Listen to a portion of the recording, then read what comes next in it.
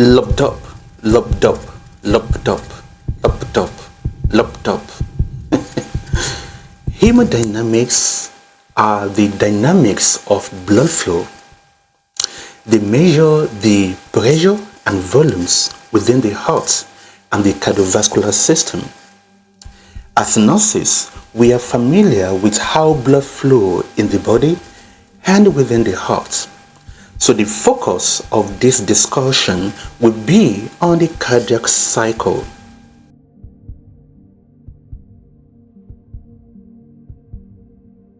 We are much aware that the cardiac cycle has three phases, and these phases explains the inverse relationships between the mitral and tricuspid valves and the pulmonic and aortic valves. We have the systole, the diastole, and the diastasis. The systole is when the heart is contracting and ejecting the content, and this activity produces S1 heart sound, the lobe.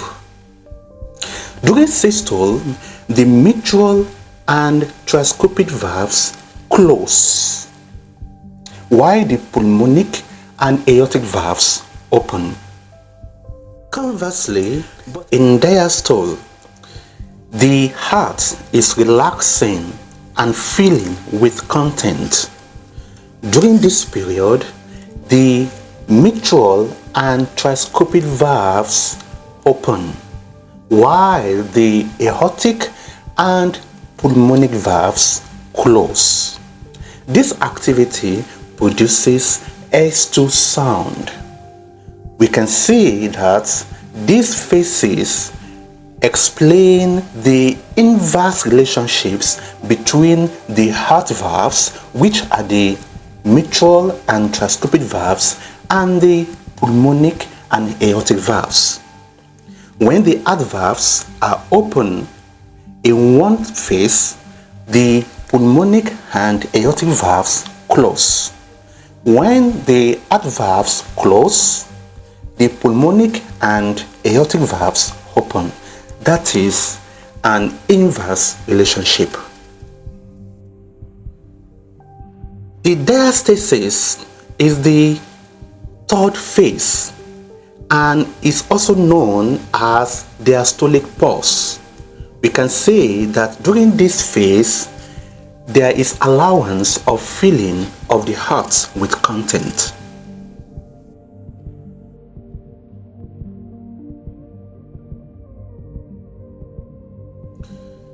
In hemodynamics, it is very germane to understand the pressures that take place in the heart. We all know that the right side of the heart is venous, while the left side of the heart is arterial. What I mean by venous is that the blood that flows in the right side of the heart is deoxygenated.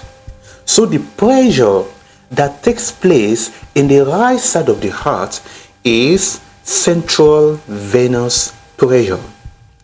The central pressure in the right ventricle increases, there's likelihood that the pressure in the right atrium will increase.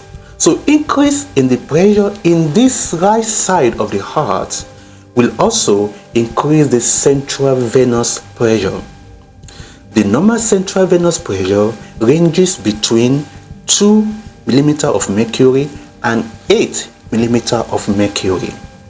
So it is important to monitor central venous pressure in patients with unstable hemodynamics, because elevation in central venous pressure may indicate hypervolemia or fluid volume excess.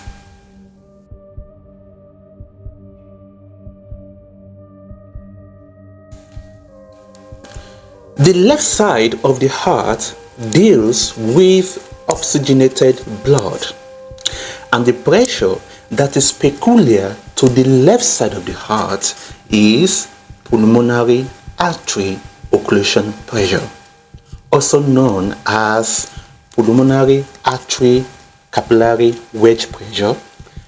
This pressure monitors or measures the pressure in the left ventricle. The normal pulmonary artery occlusion pressure, PAOP, is between 4 mm of mercury and 12 mm of mercury. Elevation in this pressure above 12 may indicate that the left ventricle is unable to contract effectively to deliver content. This may happen in left-sided heart failure. An increase in the pressure in the left atrium, and this can affect the pulmonary system as a result of increase in the pulmonary artery pressure. In that case, the left ventricle is weak to deliver content, and that can result in decreased cardiac output and ineffective tissue perfusion. For the purpose of Nclex exam and nursing practice, it is very crucial to understand some key terms and values. Heart rate is between 60 beats per minute and 100 beats per minute. The stroke volume is the volume of blood that the left ventricle ejects per beat. The volume of blood that the left ventricle ejects per beat, and is between 60 and 120 ml per beat.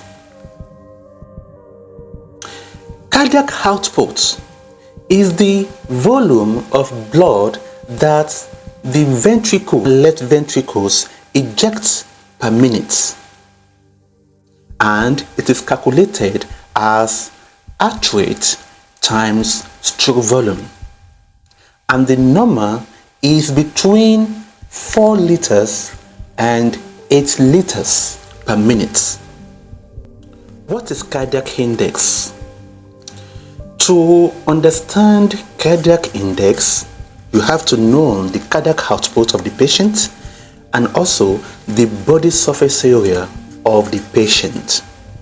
Therefore, cardiac index is calculated as cardiac output over body surface area, and the number is between 2.5 to 4 liters per minute meter square.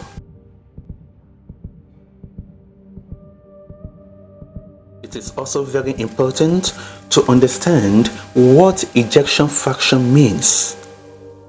Ejection fraction is the fraction or volume of blood that the left ventricle ejects per beat, and it is between 55 and 75%.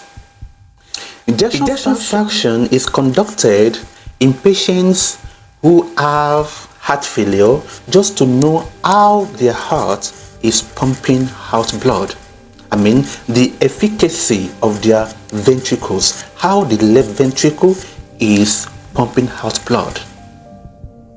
So if the ejection fraction is below normal, that means there is a kind of a kinesis or hypokinesis of the left ventricle that is making it not to effectively, contract and eject blood.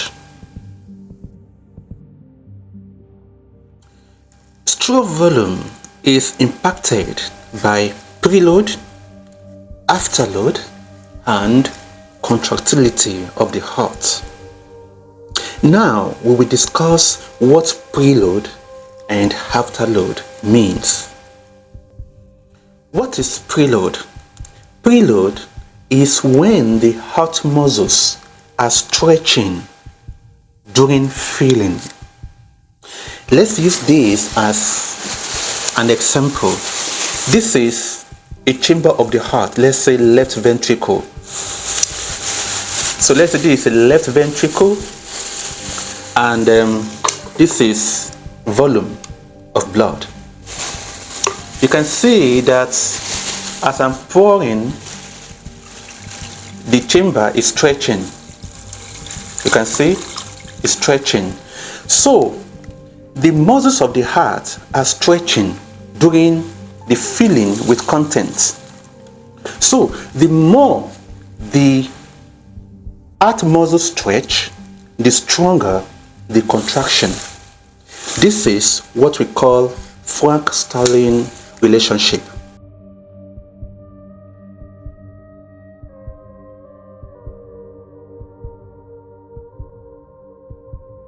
Preload is influenced by blood volume. The more the blood volume, the more the stretch. And the more the stretch, the stronger the contraction. That is Frank-Starling relationship. And to measure this preload in the right side of the heart, we use central venous pressure, which is between 2 and 8 millimeters of mercury. What is afterload? Afterload is the amount of pressure that the ventricles have to exert to contract and eject blood. In other words, it is the resistance against contraction. This resistance is influenced by vascular constriction.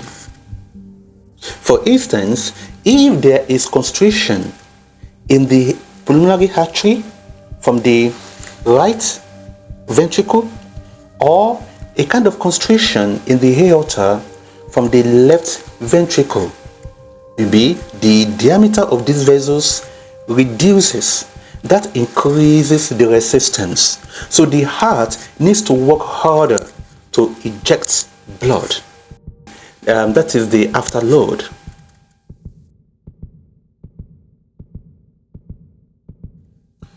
When the blood vessels constrict, it causes an increase in the systemic vascular resistance. And the normal systemic vascular resistance is between 800 and 1400.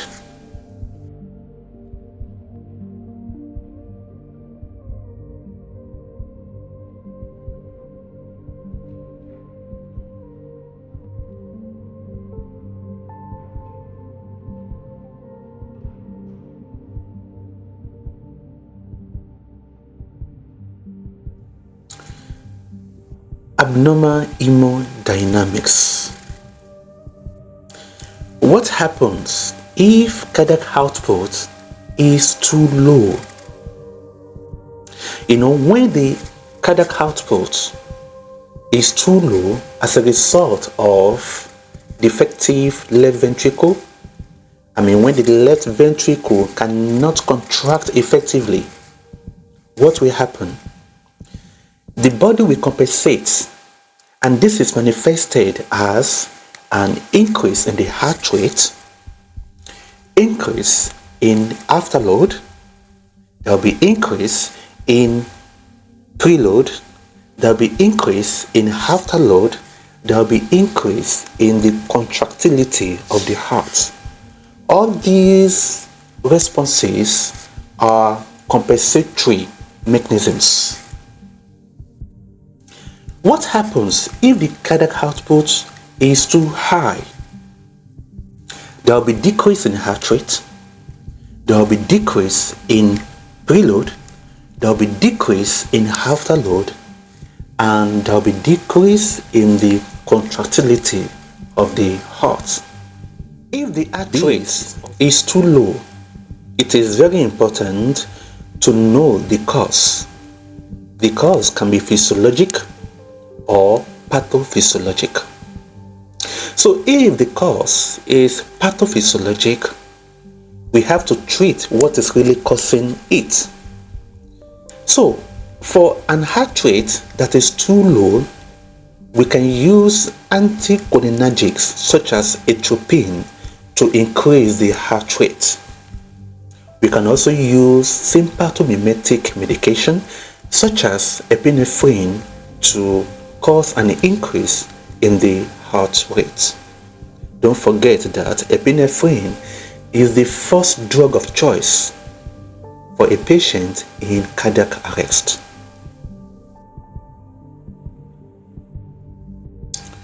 When the heart rate is too high, we can use non-pharmacologic therapy to reduce the heart rate. One of them is vagal maneuver. One example of vagal maneuver is Valsalva maneuver. Anything that can increase the intra-abdominal pressure is a Valsalva maneuver. When there is increase in the intra-abdominal pressure, maybe from straining, coughing, this causes the vagal nerve to send message to the SA node and AV node to reduce the conduction of the heart. So this reduces the heart rate. Another one we can use is the cardiovascular. When the patient's heart rate is rapid, we can cardiovert the patient's heart rate to normal sinus rhythm.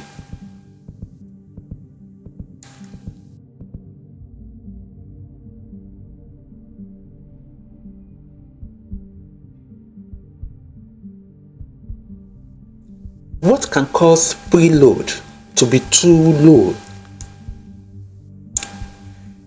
Too low preload can be caused when there is inadequate amount of blood to be pumped.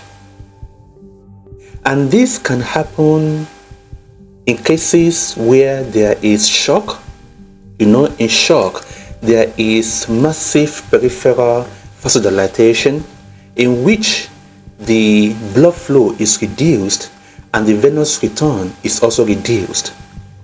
When there is a reduction in venous return, the preload will also decrease.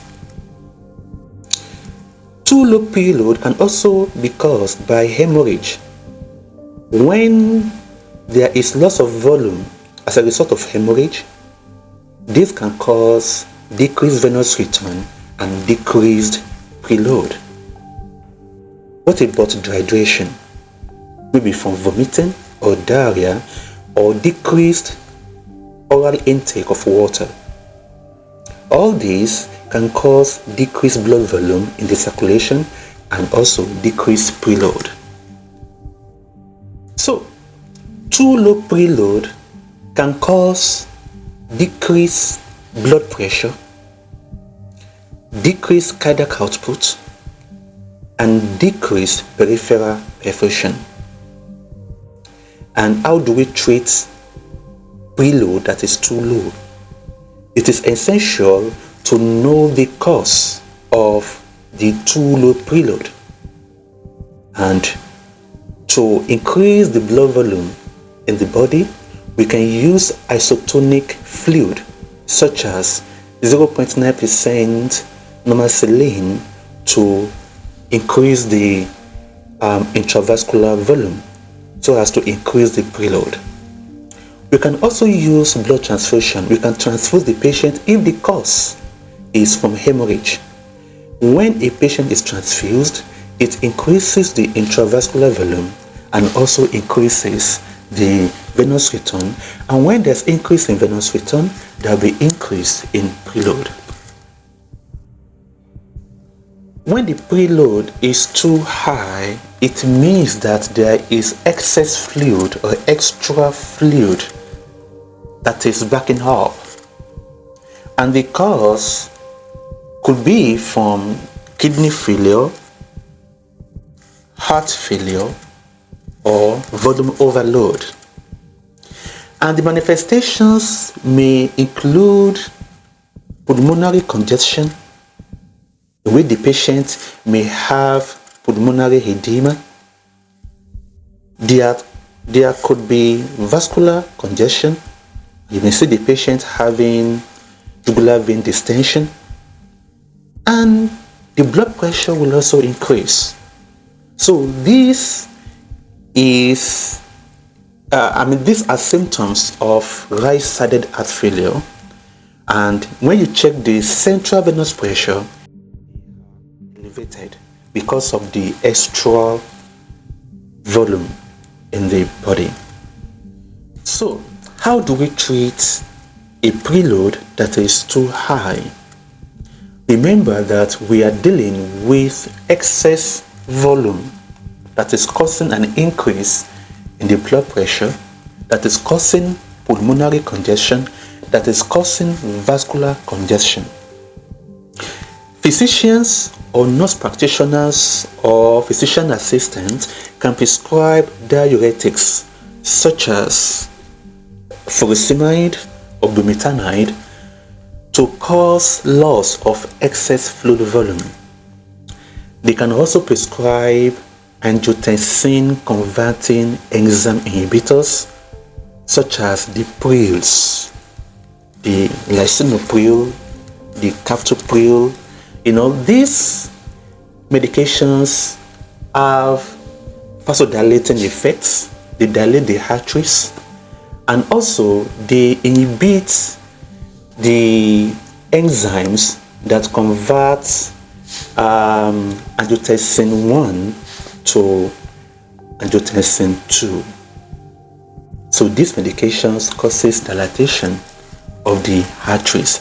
So when the arteries are dilated, the blood flow reduces, and when the blood flow reduces, the amount of blood volume in the arteries also reduces, and this causes decreased venous return and a decrease in preload. And afterload can also be too low. This can be caused as a result of shock. That is, when there is massive dilatation of the peripheral vessels. It can also be caused by hypotension. What are the symptoms of a too low afterload? What are the symptoms of a too low afterload? One, there will be hypotension, and there may be venous pooling of blood. So, how do we treat this too low afterload? You should remember that in an afterload that is too low, it means that the ventricles are not really pumping enough blood. The resistance too is low because the ventricles need resistance to eject blood. In this case, the resistance is also low. And when the resistance is low, the pressure the ventricles will exert will also be low. In this case, our treatment should be focused on the cause of this too low afterload. In this abnormal preload, we focus on treating the patient with vasopressors. The vasopressors include the non-epinephrine, epinephrine, neosynephrine, vasopressins. All these medications are vasopressors, that is, they increase the blood pressure of the patients. But in too high afterload, there is increased resistance that the heart is unable to meet. The heart is unable to exert pressure to meet that increased resistance. And what can cause the increased resistance? vasoconstriction, intravascular clots, or pressure in the blood vessels, or maybe pressure from tumors or anything like that. So these can cause too high afterload. The symptoms of a too high afterload can be hypertension, palpitations, there can be clots in the vessels, there can also be chest pain. So how do we treat too high afterload? Like I said earlier, that in too high afterload, the resistance is very, very high to the extent that the heart is unable to meet. The pressure is not enough to meet that resistance. So to treat too high afterload, we have to know the cause. Is the cause hypertension? Is the cause due to intravascular clots? We have to know the cause. So our goal is to reduce the resistance. And what can we use to reduce the resistance? We can use vasodilators such as nitroprusside, antihypertensives. Nitroprusside is effective in reducing the preload and afterload, and also improves cardiac output.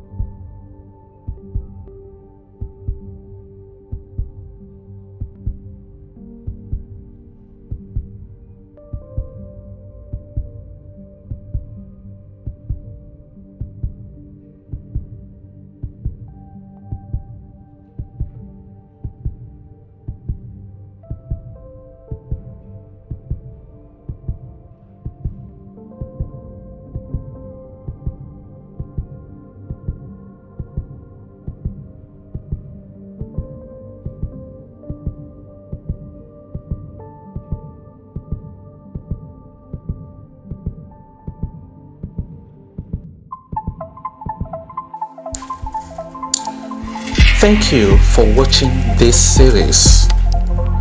Join us in our next series where we shall be treating basic EKG. Thank you so much. See you next time. Pan 5.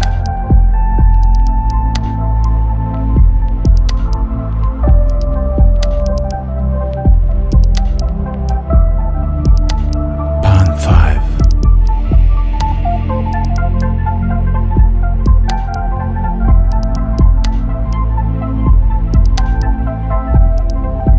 Pan 5.